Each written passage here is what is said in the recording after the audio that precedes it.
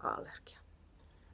Ruoka-allergioissa voi ilmaantua nopeita välittömiä oireita noin minuuttien tai muutaman tunnin sisällä ruoan nauttimisen jälkeen. Ja silloin ne usein on iho-oireita, kuten esimerkiksi nokkosihottumaa tai turvotusta kasvojen alueilla tai laajemminkin keholla. Siihen voi liittyä suolioireita, eli turvotusta, kutinaa suussa tai voimakasta kramppimaista vatsakipua, oksentelua. Ja sen lisäksi voi olla myöskin hengitystieoireita, voimakasta limaisuutta, hengenahdistusta ja joskus myöskin silmien turvotusta ja punotusta.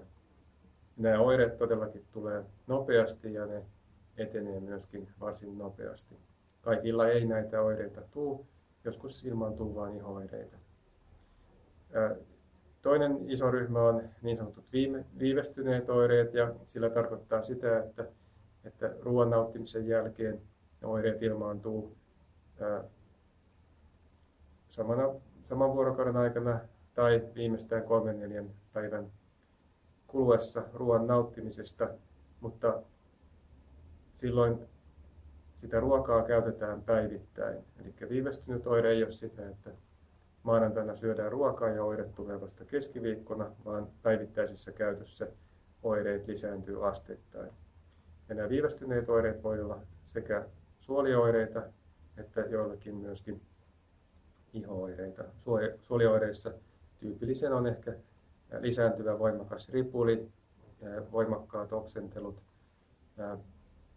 kramppimaiset vatsakivut.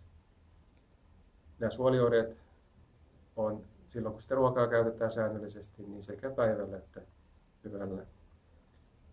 Sitten viivästyneissä iho-oireissa usein epäillään esimerkiksi atooppisen ihottuman taustalla ruoka-allergioita. Harvemmin atooppisen ihottumaan liittyy ruoka-allergiaa suoraan, mutta atooppinen ihottuma on riskitekijä ruoka-allergioille ja sen takia se vaatii myöskin jatkoselvittelyjä, jos ihottuma on vaikea-asteinen. Mistä ruoka-allergiaa epäilevä perhe lähtee hakemaan apua? Yleensä kun kyseessä on pieni lapsi, jonka ruokavalio on syytä lisätä uusia ruoka-aineita nopeassakin tahdissa, niin silloin ajalla on oikeasti merkitystä. Mitä nopeammin saadaan apua ja lisäselvitystä tilanteeseen, niin sitä parempi. Ja sen takia, jos on mahdollista perheellä, niin hakeutua suoraan lastenallergologin vastaanotolle, niin useimmiten se selvittely lähtee nopeammin liikkeelle.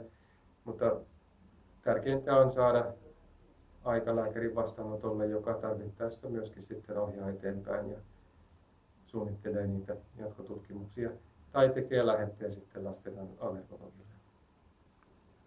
Mikä on sinun lohdun sanasi allergiaperheen vanhemmille?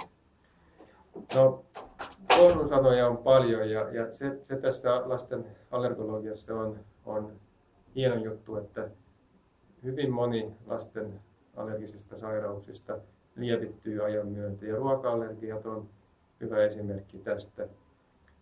Niillekin lapsilla, joilla on voimakkaita välittömiä allergisia reaktioita ruoka-aineista, niin merkittävällä osalla oireet häviää tai lievittyy selkeästi kouluikään mennessä. Ja niillä lapsilla, joilla on viivästyneitä suolioireita esimerkiksi tai iho-oireita, niin heidän kohdalla ruoka-aineet yleensä sopii kouluikään mennessä lähestulkoon kaikilla. Eli alkuvaiheen ongelmat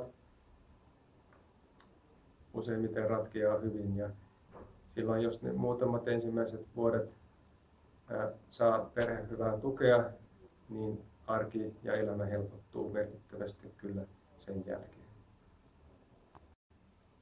Mikä on sinun lohdun sanasi allergisen lapsen perheelle? Allergisen lapsen perheellä on paljon lohdun sanoja ja on siinä hyvä esimerkki, että moni näistä sairauksista lievittyy ajan myötä, ruoka-allergiat erityisesti.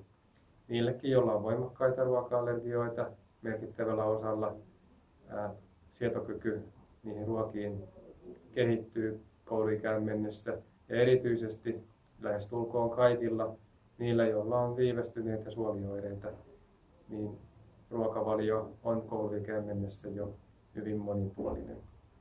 Eli toivoa on, ja yleensä ne ensimmäiset 2-3 ikävuotta on ne haastavimmat vanhempien ja lasten kohdalla, mutta arki sujuu huomattavasti helpommin sitten kouluikään mennessä kaikilla.